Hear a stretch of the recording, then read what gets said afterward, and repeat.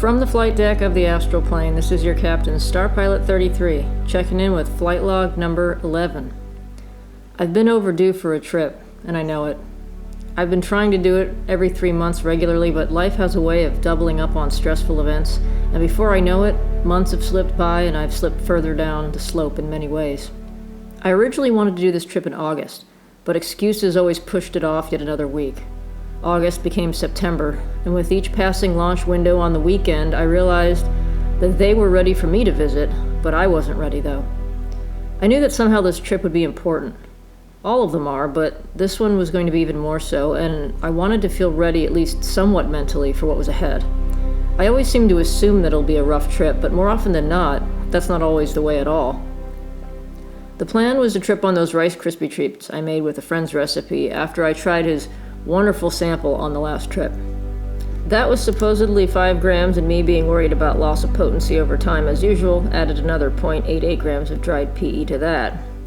My Rice Krispie treats with marshmallows, funfetti cake mix, and rainbow sprinkles had a buttercream frosting infused with 40 grams of dried PE from my original 2013 grow. Those mushrooms, while still PE, have a very different vibe to them than even the new ones that I've grown. Those have an ancient energy to them and a very heavy body load. The last time I did these was in flight log number 5. The trip after that, the infamous flight log number 6, was on the new untested batch where I thought it was a good idea to do 4.34 grams and promptly got my ass kicked across several dimensions. Edibles are tricky. It's easy to misjudge how much is really in them, since measuring it all equally over the cake is inaccurate at best, but it's even easier to eat too much of a good thing also, because it doesn't taste horrible like straight ground up dry mushrooms on a spoon chased with orange juice. According to my fuzzy math, each 3-inch by 3-inch cake should be around 6 grams. Condor Blue in our last podcast had test flown them, and he knew to stop at half a square. He's a wiser traveler than I am. I really did not want to eat the whole thing because 6 grams of the original batch is a full 2 grams into unknown territory. But 5 grams plus a little more was what I did on that edible my friend gave me, and it was only 1 gram more than I'd done before on the original batch. The temptation to do more than I knew I should was indicative of the real reason behind this trip. I needed a hard reset, and I knew it. And not just a reset since the last trip, and all that's happened since. Like a hard correction back on course that I deviated from a while ago. I took Friday off work to, quote, prepare. I needed a full day of rest and calmness before this trip, and I was hoping Saturday would be equally calm and drama-free. This whole year has been a battle with the cats and their health. All of them are getting older, with co-pilot cat being the oldest, and they've all had their share of problems that often required trips to the vet on short notice. It's only been a week since the last issue with one of them, so even though I wanted a trip sooner, trying to do that with all of this in the background was just not happening. So I went through my usual ritual of saging the house, setting up my table with special items, stated my intentions, which specifically included healing and returning back on course again. I knew what I needed. I was just hoping that what I thought I needed was different than what the mushrooms thought I needed. They always give you what you need, not necessarily what you want, and I know this well enough, so I should have known what was coming. Last week, when I had decided to scrub the launch with less than an hour to go, I was getting ready to make a left turn across traffic again when I thought I heard a me. Seems he likes to talk to me when I'm about to turn left across lanes of traffic. I felt shitty for canceling again with no reason, other than not feeling ready. The day was calm, everything seemed right about the timing, and yet Captain Chicken Shit strikes again. As I was about to turn, I thought I heard him say, "I'm proud of you." To which I said, "For what?" Since I wasn't proud of anything at that moment. "I'll tell you when you get here," he said. That made me curious. I'm not saying that's why I eventually decided to trip last night, but I was interested to know whatever could Emmy possibly be proud of since my last trip, except my recent mental trajectory being an impressively and exponentially tightening spiral. I was looking forward to trying this Rice Krispie treat recipe, though, whenever I finally got around to eating it. They looked and smelled so good. The finely ground up mushrooms were mixed in the frosting between the 2 Rice Krispie squares, and I was a bit surprised that even through the marshmallow, honey, and sugar, I could still taste a tiny hint of mushrooms. Those original ones were so incredibly concentrated. I remembered the smell of them driving after harvesting, and it was like smelling a nasty locker room after a football game. So I chased it down with a little orange juice just so the acidity would hurry up the launch process. Normally it hits pretty hard within the first 20 minutes, but this time I just started to feel some pre-trip anxiety and body load starting. These mushrooms have a very heavy body load. You just start to sink into that state of calm stillness where you don't want to move because everything feels like it's made of lead.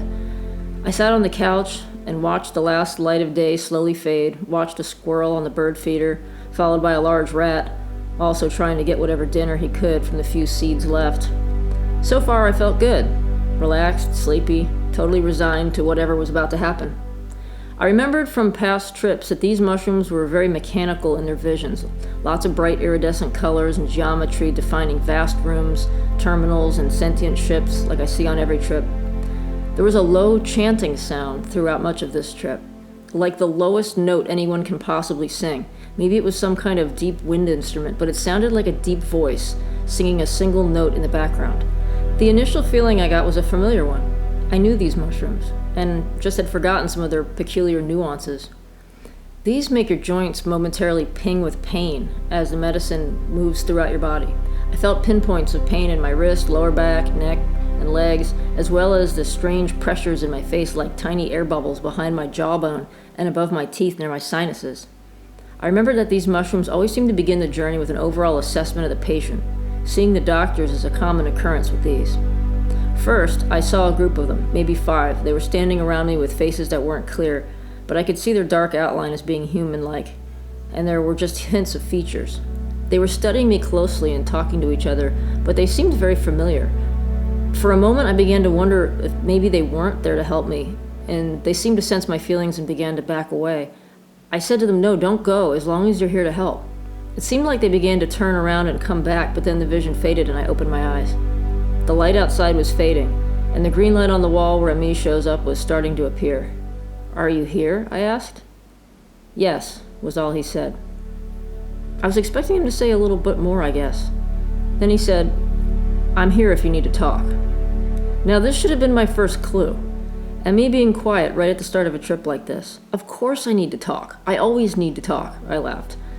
It'll be 3 years in November since Ami first arrived, and every trip has always included profoundly deep conversations. We talked for a bit about several things. I thanked him for being there for a friend of mine through her surgery, and for her guide as well.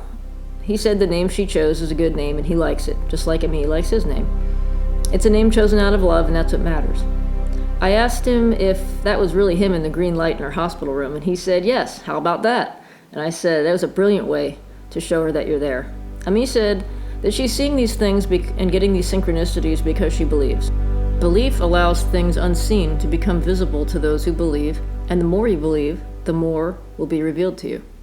He said children believe in many things, and they know they exist and see them clearly, but they're told again and again what's real and what isn't by adults who've forgotten and no longer believe. And so they teach their children to also forget. But some never really forget. They just hide what they know, feeling outcast and often depressed in the reality of this world, and they retreat into their minds where they create art, music, and stories as a way of expressing the things they remember from previous conscious travels. He said, the vibration of peace is very similar to the vibration of creation, and you can't create anything from a state of chaos. It's why you have to be in a certain mindset to draw, write, compose, design, bake, or create anything. You can't do it well and from the heart from a state of stress. He said shamans know this, and they act like a boundary between chaotic energy and peace. He said, "I sure seem to like being a captain of storms, don't I?" And I said, "Yes, well, a ship isn't meant to stay in port, though.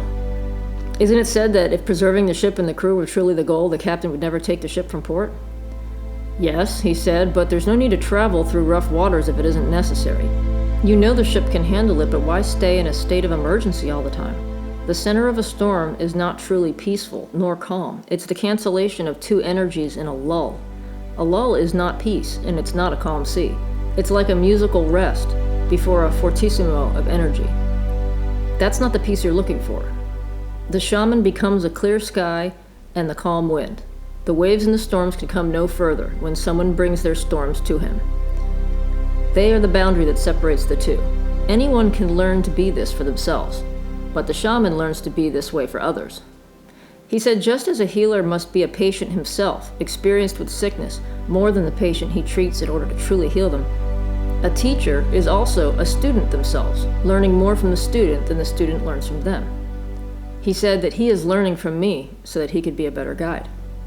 I said, I've been struggling with finding any kind of peace at all, myself, at work and outside of work, as it all gets more and more stressful. It's getting harder and harder to find that state of peace where creation can flow from. He said, anything we create is something we must believe in, or we couldn't bring it forth at all. I was shown that the things that we create are iterations of ourselves and reflections of our conscious travels in thoughts, dreams, meditations, trips, anytime your mind wanders away from this place and is free to run. Then things got into really deep shit territory, and I was struggling to hang on. On the subject of fractal iteration was the subject of God and how he created everything by splintering himself into unfathomable iterations that were also reflections of the source image. Uncountable iterations combined, reduced, and recombination until there were millions, then thousands, then hundreds, then dozens, then 16, 8, 4, 2. Then you were born, and that became the one. And you are an expression of the conscious collective of all combined iterations that came before you. And when one emerges, they can turn back and recognize the source and know that that is how that you are created in their image. Then we in turn create iterations of ourselves in anything we create, especially children, who then become the one again. Every person is the one at the end of a reduction of iterations splintered off from the source, and from each iteration that further refines itself, it too splinters off into countless things that we create during our lives that all come from the same original source. Everything from symphonies to Rice Krispie treats made with lovingly cultivated mushrooms. Somewhere in the midst of all this, I felt like I needed to close my eyes and go back again. I saw some kind of engineering lab where they had a model of a ship on some kind of test stand with cables coming from every possible angle of its shape. The linear planes seemed to define various axes of mobility. The planar areas the cables formed were lit with colors that depicted different dimensions the whole ship, or part of it, could traverse as it moved. I saw it twist upward and to the right, and saw part of it slice through one of the layers, but the rest of it remained above that plane. There was more resistance below, and that affected its motion. It was sailing across dimensions using the resistance or lack thereof to steer itself like a sailboat, adjusting its rudder below the waterline and its sails above. Add maybe 4 or more mediums to that, and then maybe you can see what I'm trying to describe. There was a female scientist or engineer there monitoring this experiment, and she asked if I even understood what I was looking at. I said, while I don't claim to understand it all, I have flown these ships pretty extensively, and I understand what it's doing to a basic degree. She didn't seem convinced. Your consciousness has to evolve beyond this point if you're to reach the next level. This is nowhere near enough. She seemed completely unimpressed with me. Humanity must evolve its consciousness if it is to survive, she said briskly, and she turned her attention to her work. I was pulled back into the waking world by the sounds of the neighbor's kids next door. The teenage boy slammed the front door at least 3 times and was yelling loudly. He slammed it so hard he made my sliding glass door rattle. I heard his little sister yelling about something and then more yelling from him. Finding a quiet time on a weekend around here is nearly impossible, with neighbors only 10 feet away and windows and walls being incredibly thin. Just when that was over, something exploded outside.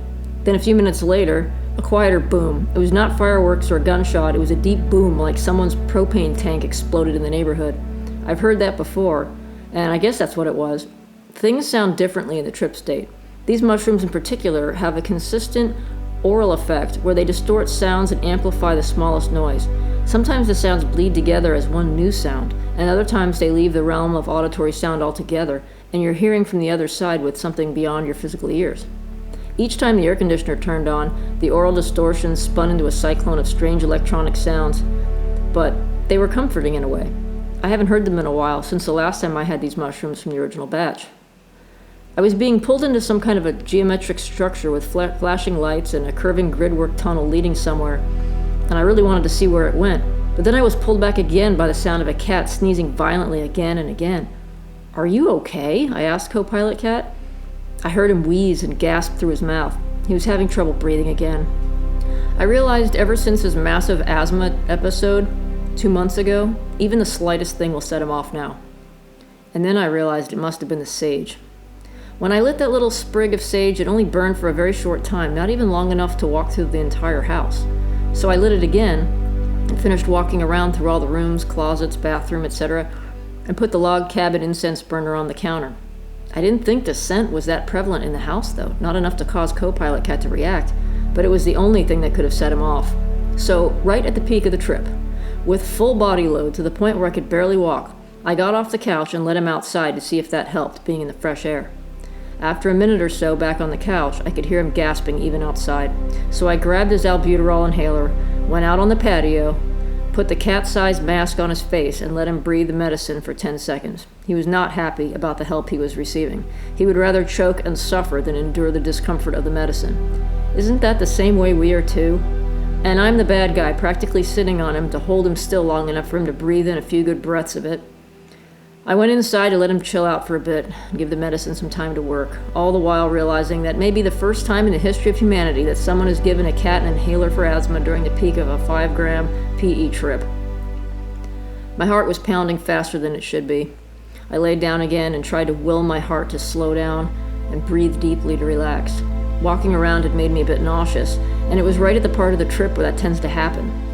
I had my emergency landing strip within arm's reach if I needed it. But I honestly thought I didn't need it, though. While I know a gag or two sometimes helps to get this part over with, I felt like I could just breathe through this part.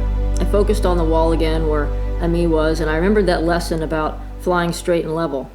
When you feel seasick or airsick, it helps to focus on something far away, like the horizon, and breathe in, count to 3, breathe out, and do this for 30 seconds, letting the fluid in your inner ear find equilibrium again. Problem is, this wasn't seasickness or air sickness from a vestibular imbalance. This was, you just ate 5 grams of some really dank PE shrooms and have exceeded the biological tolerance for what happens at this peak metabolic phase. So, I briefly puked a tiny little bit.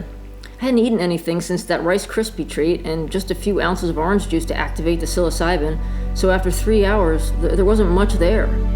Immediately I felt better and was glad to have that speed bump over with. But I made the mistake of thinking I knew what was next. I'd seen this pattern enough times on trips that I thought I had a handle on the itinerary. My unsolicited advice is don't make that mistake. Also, don't eat the whole thing of anything unless you are completely committed to ride out whatever happens. Ami said something like that earlier in the trip about, no matter what happens, I'm loved and everything will be okay. He said it not just in reference to this trip, but about life in general for everyone.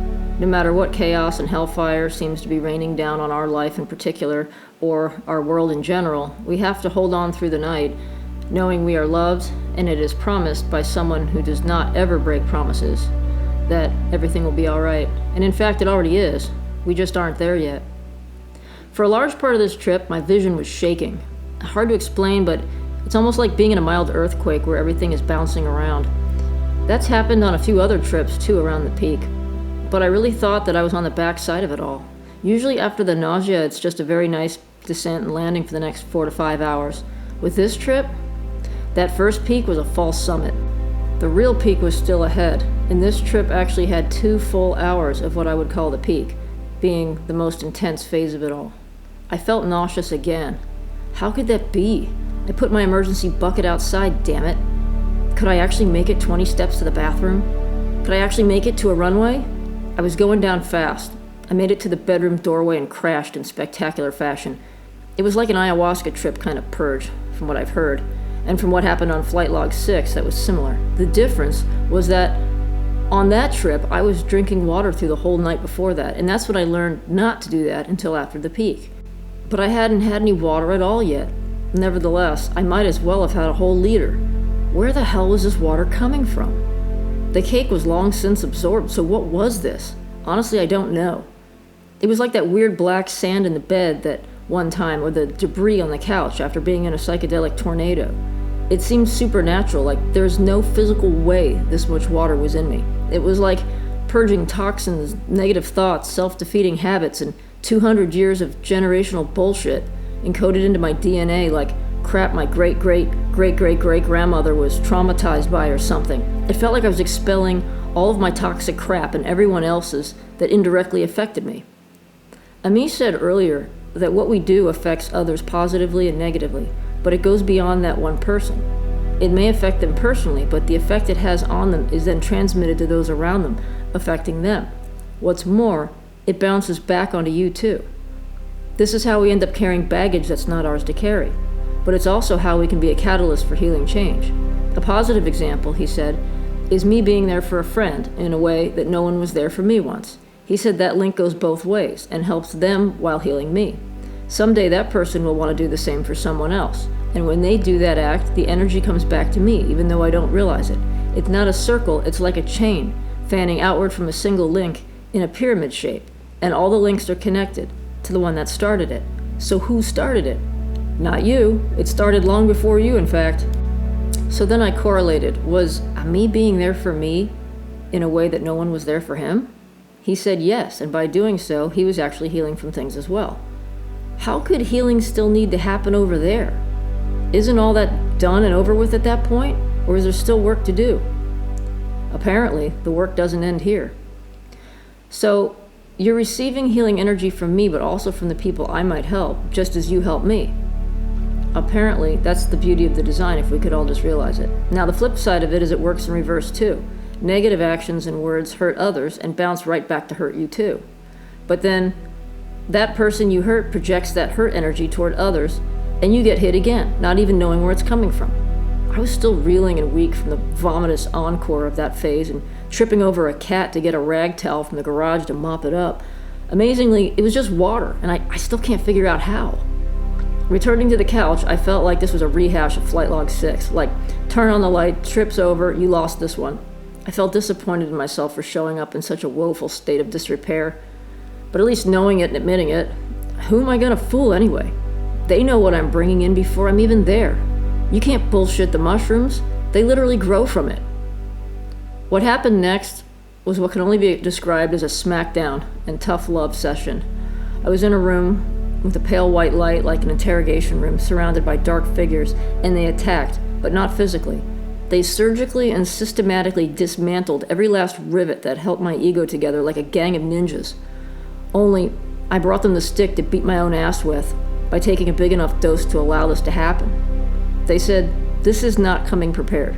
I'm my own enemy, no one else." They said, "I am consciously and deliberately blocking any healing I keep asking for by numbing instead of allowing the feelings to be felt. Healing hurts," they said. "The wound hurts, but the healing hurts too. You can't avoid the pain and still heal. You just deceive yourself and fall further into the hole." They said that I'm preventing everything that I want to happen because I refuse to let go of the things, the patterns, the memories of things that no longer serve me. They said it's like keeping an old broken appliance around that doesn't work and is taking up space, can't even be fixed, and even though you have a new one that does work, that's burying yourself in mental, emotional, and spiritual clutter that has bad energy, and it will not allow the good energy to come in. It's more than pulling up the anchors. It's stop turning off the bilge pump, stop cutting holes in your sails, and stop hunting hurricanes, especially with a boat full of holes. You need repair, not more of this. When you want to numb it and retreat back in your comfortable dark hole, come here instead. I was thoroughly beaten and faced with a huge steaming pile of emotional shit that I couldn't deny. Then they said, when we train a student that comes to us truly to learn, the first thing that happens is we show them what it's like to be beaten. Only then can you empathize with how a student feels, because you were there once too. They said, this is not a punishment, it's done out of love, and because they need me to stand up and cast off the chains I've been dragging behind me that go back almost 15 years. Tonight is about closure, they said. It's about going no further down a road that's turned to gravel and then dirt miles ago. It's about taking a new way that actually goes somewhere because the current road goes nowhere. I know they're right, too. They said it's time to stop the bullshit that's wearing me down and not helping anything. No more staying up till 2 or 3 a.m. working on projects and being exhausted all day, needing to crash for a nap for hours in the afternoon. No more working all day until my eyes are strained and I have pain and blurriness from looking at a computer screen all day. They said take breaks frequently. Working yourself to death won't achieve anything. They also said they did not want me to work on this video non-stop for a week, staying up late, editing, and using it as one more thing to deplete me. They said if I can't do that, then don't make a video at all. Honestly, I wasn't sure if I was going to make a video anyway because I didn't think a whole lot happened compared to other trips with incredible visions and interdimensional travel, except the part in the beginning. This felt like getting paddled behind the schoolhouse. Then they were gone. I woke up and looked at the green light on the wall. "I'm sorry," I said to Ami. "I'm sorry about all this and the way this went tonight. I feel really disappointed in myself. Maybe I could have had an amazing trip if I just gotten my shit together, but when? How many weeks delay would that have been? Who knows? Maybe never." He said, Tonight, you were a burning eagle. You dove deep into the flames, knowing it was there, and tomorrow you'll rise up again reborn. You chose to burn, knowing that's what you needed. Why did you say that you were proud of me last week when I canceled the trip? I said. Proud of what? And you said that you would tell me when I got here.